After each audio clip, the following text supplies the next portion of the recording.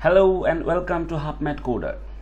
In the previous module, we have set up our working environments to build Flutter apps. If you have completed that module, then congratulations. That was the most boring module among all the 9 modules in this course. So you have passed that. And now in this module, we are going to build our first Flutter app in this module. For doing so, we have to learn something about Dart. So in this video, I am going to teach you some basics of Dart. First of all, let me tell you what is Dart. Dart is a programming language. If you go over Dart's official website, Flutter, the framework Flutter is built on this language. Okay. So Flutter is basically a framework, and the programming language behind this framework is Dart. Those of you who don't know anything about this programming language and frameworks, don't worry, we will see those things. But before knowing about frameworks, let me tell you about programming languages. Actually, language we use to communicate with machine. As here I am communicating with you in the language English, your native language may be something else, and programming language, any programming language is the language through which we communicate with machines. In real world there is so many languages. Like so, to communicate with our machines, there is so many languages. There is actually around 1500 programming languages in the world. That is also, I am saying around. Okay, if you know basics of computer science very well, then you can also come up with your own programming language which will talk with machine directly. But in this Flutter course, we are going to use the programming language called Dart. What is this Dart? This Dart is a programming language made by Google. To use Flutter, we should know some basics of Dart so that we will be comfortable in Flutter. So I have told you what is Dart. Dart is a programming language. Flutter is built on that programming language. Okay, and let me tell you now what is functions and what is variables. If you are not beginner of programming, then you can skip this lesson, as I have promised that I am building this course for beginners. So here it is. This is dartpad.dev. Okay, here you can write Dart programs and run directly here.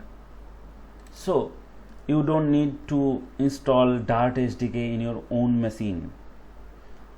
Here you can also write some Flutter codes as well, but we have already set up Flutter environments in our own machine, so we will create Flutter apps in our own machine. But let me give you all the basics knowledge of Dart in this Dartpad. Actually, this Dartpad is so good that you need not install Dart SDK in your own machine. So this is the Dartpad where we are going to write Dart programs. Okay, and here it is console, and here it is documentation.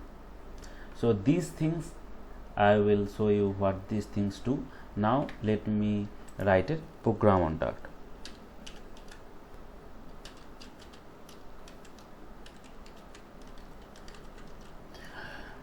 So here you can see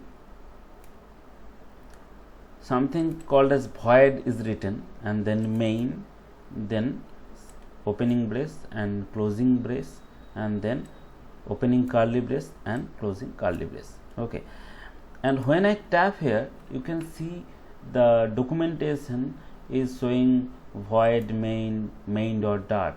So here actually they will give some helpful information about where we have tapped right now, and what these things are. What is void, what is main, what is first opening first bracket, what is closing first bracket, what is this curly braces do. So this is actually how programming languages work. This is common almost in every programming languages. What is this? This is called function.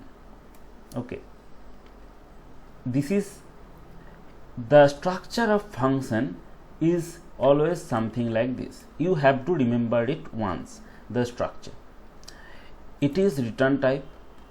In this example it will return nothing, so I have said it void. Okay, here you can set it other things too, and what does that return means we will see in a while. Okay, this is the function name. The name of this function is main. This is where we pass arguments. What is arguments and all we will see in a while. Actually in this function we are not going to pass any arguments, so we keep it blank. And this opening curly braces and the closing curly braces, in between these two curly braces, this is called function body. So what does a function do? A function is, by name itself you can think like a function have some functionality. If in this function body we write something like print, what does this I will tell you, but in this function body if I write a statement that print this hello world, and if I run that, then you will see that hello world is printed over here. So function have some functionality, and we have to write the functionalities inside this function body, and these are called statements. So a function might have a lot of statement, and each statement have to be end by this semicolon. If I remove that semicolon, there will be an error saying that expected to find a semicolon in line 2. So we have to end this statement by a semicolon, just like we end our statements in English language with a dot. In this Dart programming language we are going to close a statement or end a statement using this semicolon. Okay, and this is actually the syntax of this statement. Whenever we want to print something on console, we have to say it like this: print, and what need to be print in the console, we have to say it, we have to pass it. Actually this print is also a function. We are just calling this function and we are just passing over the function what need to be printed on the console. And here, just like I have told you that this is the function name, the print is a function name. Here in the documentation you can see that print, the return type of print is void, and what we pass in this print is an object. Prints a string representation of the object to the console. So here we expect an object, and what is object and all we will see in the next video. Okay, but for now you just think of it as a sentence, as an English sentence. Here you can say anything. Okay, don't mind here what you write here. Okay, in this quote, opening quote and closing quote, and these quotes can be single quote also, but if you use single quote, then you have to close this string with single quote only. This print method is printing the string, this hello world string, to the console, and we define the string, English sentence or whatever you are willing to print over this console we define that between this opening and closing quotation. Okay, and actually this is also a function which in the arguments we pass the string. That is it. That is the structure of function. So this is, you will see in every place, like function name. Whenever you want to call a function name, and opening brace and closing brace, and in between those braces you have to pass something and the semicolon to end the statement. And we are going to define all the statements in this function body. So hello you, congratulations, you have write your first program, hello world program. And this main method, actually this main method is not a ordinary method like any other method. This is a special method. This is where program starts. Dart, when we run this button, this is where Dart starts executing. Like when this run button is pressed, Dart find it like where is main method, where is in the whole Dart pad, where is main method. Main method should be a single main method in every Dart pad. So it will find where is main method. When it will find this main method, it will start executing the body of the main method. Here can be other statements too, like print. Okay, if we run this, then you will see that Dart will execute this main method and it will print this hello world first, because it is the first statement written in the method and it is the second statement written in the method. It will execute second. So we have learned what is functions. Functions have some functionalities, like this function have the functionality is to print hello world and print welcome to HuffMath Coder. Okay, and now the variables. Actually variables are the container. Okay, you cannot hard code everything in programming. Like here you cannot write explicitly everything what to do.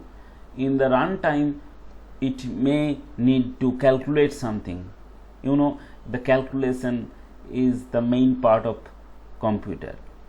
So if I am saying we need to communicate with computer, so in that communication we should also tell what calculation we need. Like let me tell you, we need some addition, so addition of two numbers. Okay, so we need to do that in programming. So how can we do that? For that we need to have some variables. Like actually variable declaration have two things. One is variable type and second one is variable name. Okay, so this is variable type int. Int stands for integer and this is my number. This is the variable name. This can be anything at your will, but there is some certain rule, like you cannot start a variable name with number. You can see that there is a error pops up, so you cannot start a variable names with number. Okay, and you cannot obviously start with character. It will also throw you an error. Actually some characters are allowed, like the underscore. So we are going to start either with characters and or with this underscore. Starting with underscore is also not a ordinary one. This is also a special thing. We will learn that when we need it. Okay, so for now we are going to start variable name with characters. So as we have defined the type of this variable, we can store in this variable only numbers. As I have said you, this is a container which can contain some numbers.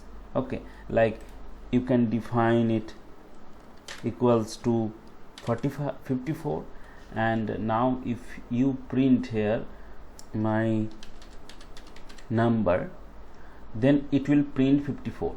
Okay, and now if it is just a container, like a bucket where we can store water or something, just like that.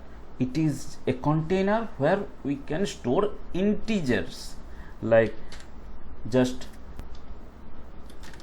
equals 65, then just print it over here. And you can see when we are defining some string, we are wrapping that string with quotation, but here in this case we are not wrapping that. If we wrap that with quotation, then it will think it is just a string, so it will do no processing over here. Like if we run now, then it will just print this my number. Okay, this my number over here. It will not print this 54. We have to write any variable without the quotation. When we need to print something that is not a variable, then we need to use this quotations, and when we need to print something a variable, then we need not to wrap that in any quotation. So if now I print, then you can see it is not printing my number, but it is printing this 54, because print my number is saying that print whatever in the container of my number, and in the container of my number right now 54 is present. And if after this statement, if we print my number again, then what it will print? Let me see. It will first print 54 and then it will print 65, because first in the container my number there is present 54, and then we are saying that print my number, so it prints this 54, and then we change the container, then we are pushing this 65 inside the container my number, and then again we are saying that print my number again, and now this my number container has 65 inside it, so it is printing 65 in this statement.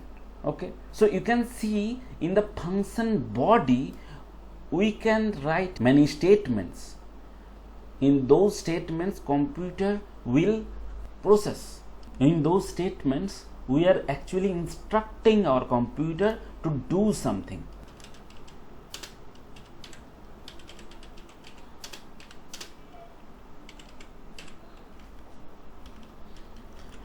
And obviously two variable names cannot be same, actually giving us an error here over here that the name my number is already defined in line 3, so we cannot define two times same. So let me define number 1 and number 2. After that, print my number 1 plus my number 2. So what it will do? It will first add these two numbers and then it will print the addition or the result of these two numbers. Okay, if now we can print, then you can see that it is printing actually the addition of these two numbers.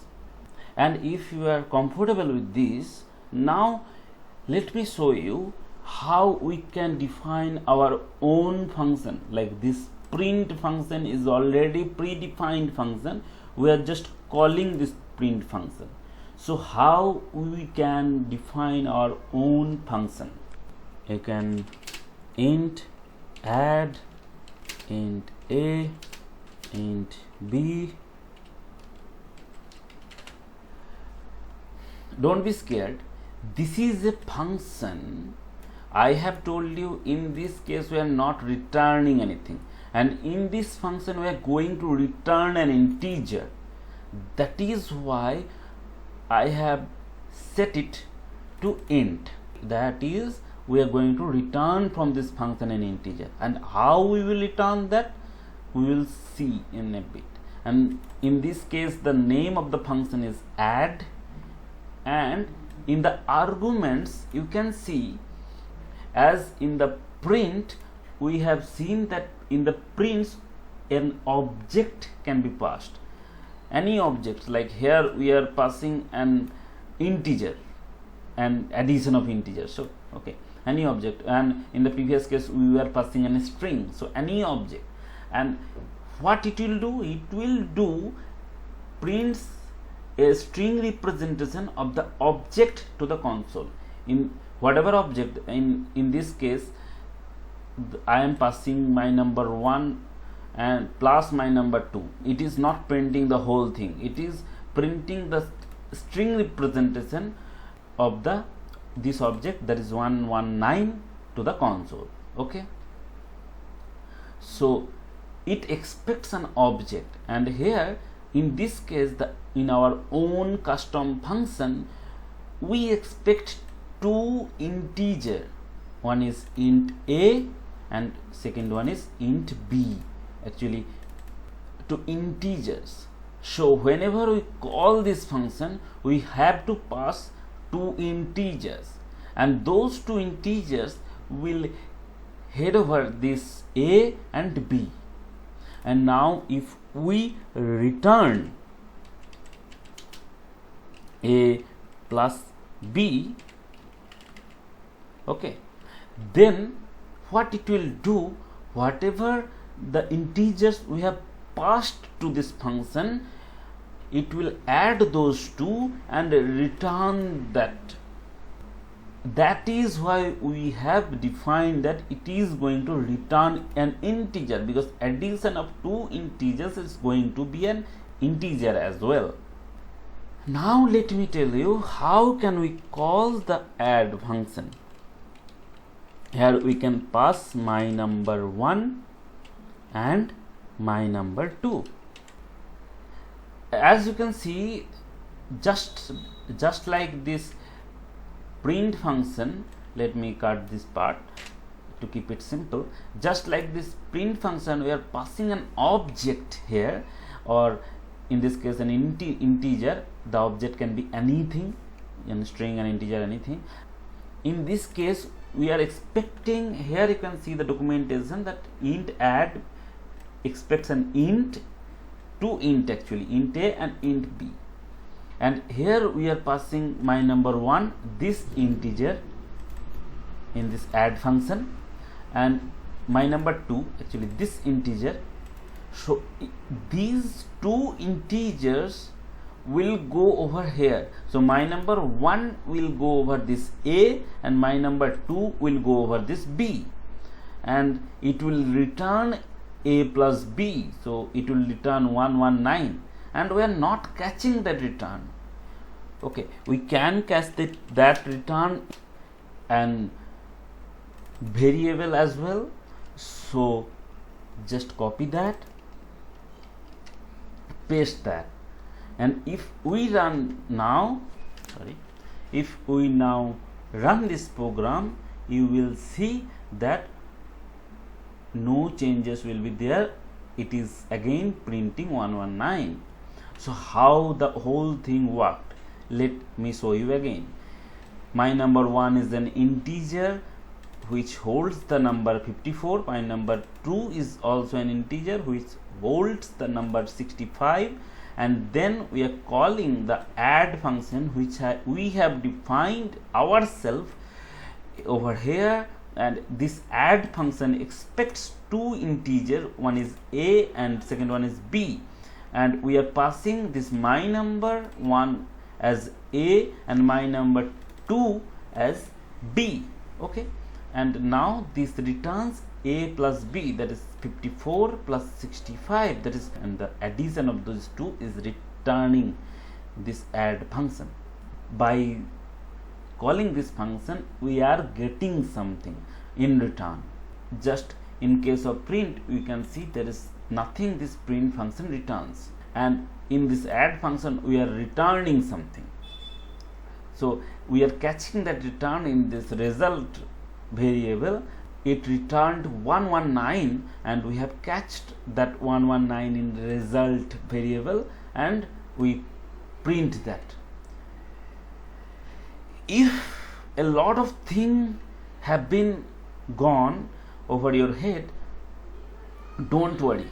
I have pushed a lot of programming concept in this small video. Actually a lot of programming concept. This is actually a whole lot of programming concept. Okay, you have and if you have learned these things, then congratulations, because you have learned most of the functional programming things. Okay, this is not a small thing. We can now play with it. Let me cut all the code. Let me define another function called int multiply, int a and int b. I am going to print something, doing multiplication, then just return. So you can see we have now defined actually two statements in our own custom function. First one is printing something and second one is returning the multiplication of this a and b. And if I run this program, it will not run anything because it is saying that no main method found. And I have told you that main method is the entry point of the Dart program. So you have to have defined this main method. And now if I run, then you will see nothing in this console because it will start running this main method.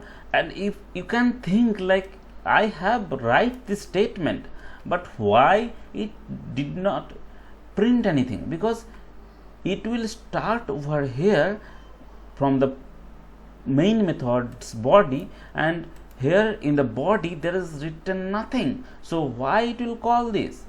If I want to call this, then we have to, let me keep it void for the time being. Okay, and here void means you don't need to return anything, but let me print the result is now print a star b. And now if we write a statement saying that multiply 24, 12, in this case it will start from this main method's body, and in the first statement it will see that there is written multiply. So it is calling a function, and the two arguments we have passed, 24 as a and 12 as b. So it will go over, call this function, and it will pass 24 and 12, and it will first print doing multiplication, then it will print the result is, then it will print the result of multiplication of a and b. So here you can see doing multiplication is printed, and then the result is colon 288. So, and here you can write another statement. So in the previous example, you might have thought why we are doing a lot of extra effort to just add two numbers, because you can see we don't need to write these three print statement again and again. Here we can just copy this and just let me paste this 10 and then 9, 5. So if we want to print this 12 times the multiplication of 24 with 12 and then with 11 and with then 10, like so.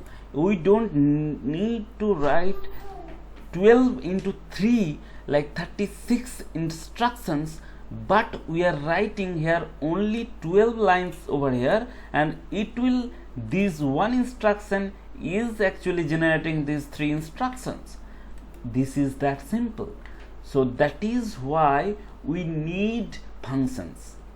And here you can see a whole lot of 36 lines has been printed, but we have instructed only 12 lines here, and these 12 lines is doing everything for us. So that is a lot of programming concept. So we have learned variables and functions. Okay, in the next video we are going to learn class and object and differences between functions and methods. Actually, whatever we have learned this in this video is functions, and in the next video when we learn this class and object thing, there we will learn functions as well as methods. So there is a small difference in between them, so we will learn that in the next video.